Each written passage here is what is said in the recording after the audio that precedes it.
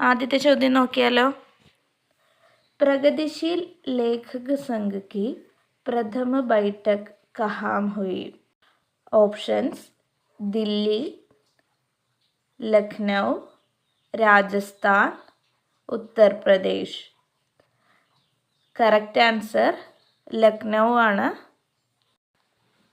പ്രഥമ പ്രഗതിശീൽ ലേഖക സംഘിൻ്റെ ആദ്യത്തെ അധ്യക്ഷൻ പ്രേംചന്ദ് ആയിരുന്നു.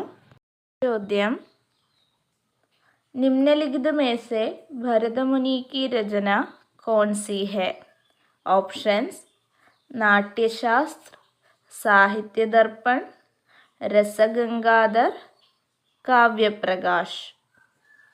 അതിൻ്റെ കറക്റ്റ് ആൻസർ നാട്യശാസ്ത്രമാണ്.